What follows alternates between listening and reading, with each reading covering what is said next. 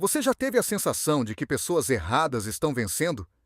Você olha ao redor e vê gente mentindo, enganando, passando por cima dos outros, e mesmo assim prosperando.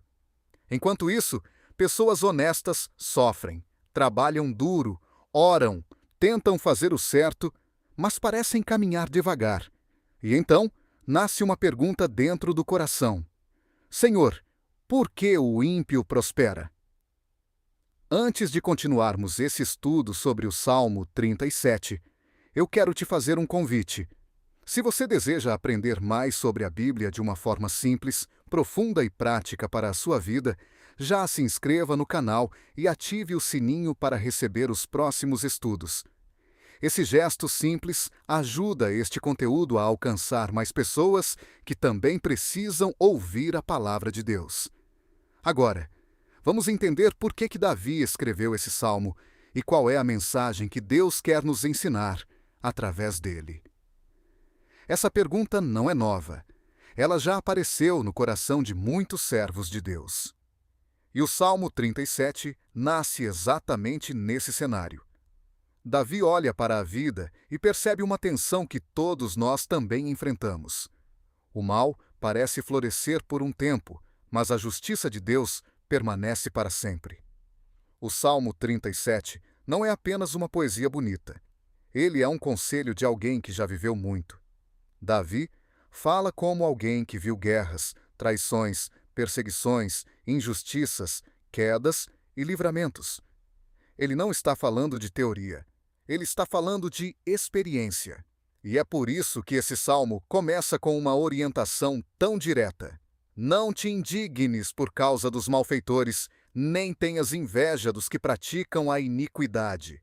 Em outras palavras, não deixe o sucesso momentâneo dos maus roubar a sua paz. Não permita que a prosperidade dos injustos contamine o seu coração. Não olhe para o caminho errado como se ele fosse uma opção melhor. Porque existe uma diferença entre florescer por aparência e permanecer pela raiz. Davi diz que os ímpios cedo serão ceifados como a erva e murcharão como a verdura. Essa imagem é muito forte. A erva do campo pode crescer rápido. Ela pode parecer verde. Ela pode até chamar atenção por um tempo. Mas ela não tem profundidade. Ela não permanece. Ela seca.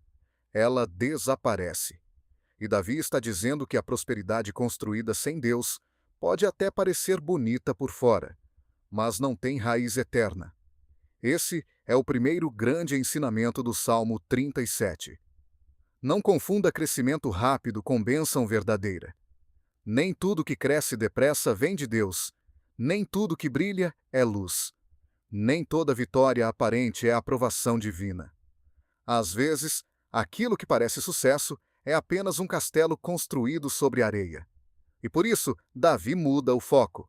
Ele tira nossos olhos dos ímpios e coloca nossos olhos no Senhor. Ele diz: confia no Senhor e faze o bem. Essa frase resume uma vida inteira de fé. Confiar no Senhor não é cruzar os braços. Confiar no Senhor não é viver de forma passiva. Confiar no Senhor é descansar em Deus enquanto fazemos o que é certo. É continuar plantando o bem, mesmo quando o mal parece dar mais resultado. É continuar sendo honesto, mesmo quando a desonestidade parece mais lucrativa. É continuar obedecendo, mesmo quando a obediência parece demorada. A fé verdadeira não abandona a prática do bem. Davi continua: habitarás na terra e verdadeiramente serás alimentado. Aqui existe uma promessa de segurança. Para o povo de Israel, habitar na terra era sinal de estabilidade, herança e cuidado de Deus. Não era apenas ter um endereço, era viver debaixo da provisão do Senhor. Era permanecer onde Deus havia prometido. Era não ser arrancado pela violência dos maus. E isso nos ensina algo muito importante. Quem confia em Deus pode até enfrentar tempos difíceis, mas não está abandonado. Deus sustenta, Deus alimenta, Deus guarda, Deus conduz. Depois, Davi diz uma das frases mais conhecidas desse salmo: deleita-te também no Senhor, e te concederá os desejos do teu coração. Muita gente lê esse versículo como se fosse uma promessa automática de que Deus dará tudo o que a pessoa quiser. Mas o sentido é mais profundo. Deleitar-se no Senhor significa encontrar prazer em Deus. Significa fazer de Deus a maior alegria da alma. E quando Deus se torna o centro do coração, os nossos desejos começam a ser transformados. A pessoa não deseja apenas o que satisfaz a carne. Ela começa a desejar o que agrada a Deus. Ela deseja justiça. Ela deseja sabedoria. Ela deseja paz. Ela deseja uma vida com propósito. Por isso, esse versículo não é sobre usar Deus para realizar ambições pessoais. É sobre permitir que Deus transforme os desejos do coração. Em seguida, Davi diz: entrega o teu caminho ao Senhor, confia nele e ele o fará. A palavra caminho aqui fala da direção da vida. Fala das decisões, dos planos, das preocupações, das incertezas. Entregar o caminho ao Senhor é reconhecer que eu não controlo tudo. É dizer: Senhor, eu faço minha parte, mas minha vida está nas tuas mãos. Essa entrega não é fraqueza, é fé, é maturidade espiritual. É entender que o ser humano enxerga pedaços, mas Deus enxerga o todo. E Davi promete que Deus fará sobressair a justiça como a luz. Isso é muito importante para quem foi injustiçado. Talvez ninguém tenha visto o que fizeram com você. Talvez ninguém tenha entendido sua dor. Talvez sua reputação tenha sido ferida. Talvez você tenha sido acusado injustamente. Mas o Salmo 37 nos lembra que Deus sabe trazer à luz aquilo que estava escondido. A justiça de Deus pode parecer demorada, mas ela não falha. Depois disso, o Salmo nos chama a uma postura difícil. Descansa no Senhor e espera nele. Descansar é uma das coisas mais difíceis para quem está ansioso. Esperar é uma das coisas mais difíceis para quem está ferido. Porque quando vemos o ímpio prosperando, nossa vontade é reagir, é responder, é nos defender, é provar que estamos certos. Mas Davi diz: descanse, espere, não se indigne, não permita que a ira te leve ao mal. Esse é outro ponto central do Salmo. A injustiça dos outros não pode justificar a sua desobediência. O fato de alguém agir errado contra você não te dá permissão para agir errado também. A ira pode começar como uma reação legítima, mas se não for tratada, pode virar pecado. Por isso, Davi diz: deixa a ira e abandona o furor. Ele não está dizendo que a dor não existe. Ele está dizendo que a ira não pode governar o coração. Porque uma pessoa dominada pela ira perde discernimento. Ela fala o que não deveria, decide o que não deveria, fere quem não deveria. E muitas vezes se torna parecida com aquilo que condenava. Por isso, o justo aprende a entregar a causa ao Senhor. O Salmo, então, apresenta uma promessa repetida várias vezes: os mansos herdarão a terra. Essa frase aparece depois também nos ensinamentos de Jesus no Sermão do Monte: bem-aventurados os mansos, porque eles herdarão a terra. Isso mostra que Jesus conhecia profundamente esse salmo e reforçou o seu princípio. Mas quem são os mansos? Manso não é o fraco. Manso não é alguém sem coragem. Mansidão é força sob controle. É poder obedecendo a Deus. É não responder ao mal com mal. É não deixar o coração ser dominado pela vingança. Segundo o Salmo 37, são esses que herdarão a terra e se deleitarão na abundância de paz. Perceba, o texto não promete apenas vitória externa. Ele promete paz. E isso é muito profundo, porque a paz de Deus vale mais do que a aparência de sucesso dos ímpios. O Salmo continua mostrando que o ímpio maquina contra o justo. Ele range os dentes, ele puxa a espada, ele arma o arco, ele tenta derrubar o pobre, o necessitado e os de reta conduta. Ou seja, Davi não romantiza a vida do justo. Ele não diz que quem serve a Deus nunca será atacado. Pelo contrário, o justo pode ser perseguido, pode ser ameaçado, pode ser alvo de injustiça, mas existe uma diferença. O justo não está sozinho. Davi diz que o Senhor se rirá do ímpio, porque vê que vem chegando o seu dia. Essa linguagem mostra a soberania de Deus. O mal pode planejar, pode ameaçar, pode se levantar, mas não consegue escapar do juízo de Deus. A espada dos ímpios se volta contra eles mesmos. Os arcos se quebram.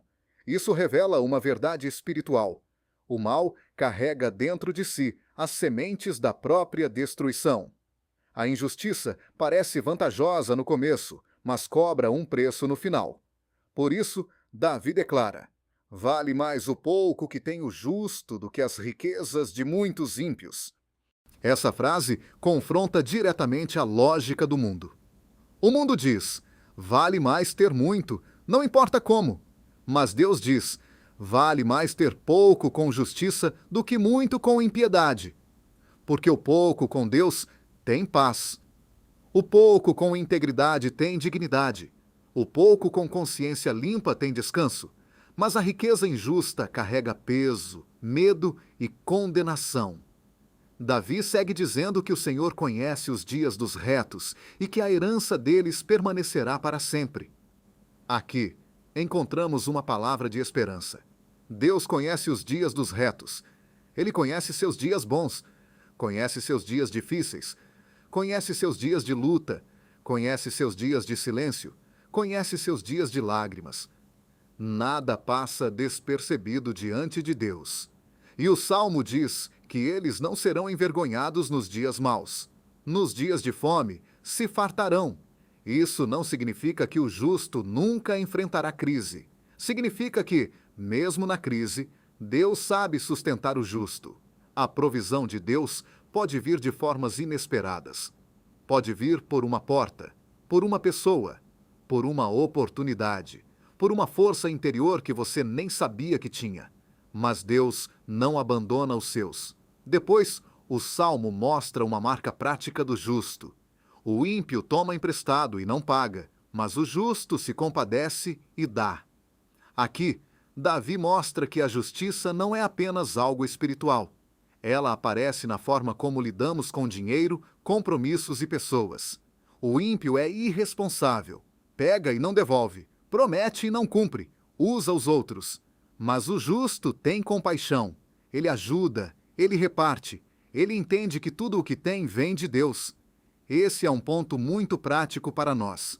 A fé verdadeira aparece nas atitudes simples, na honestidade, na palavra cumprida, na generosidade, no modo como tratamos quem precisa. Em seguida, Davi declara uma das frases mais consoladoras do Salmo: os passos de um homem bom são confirmados pelo Senhor.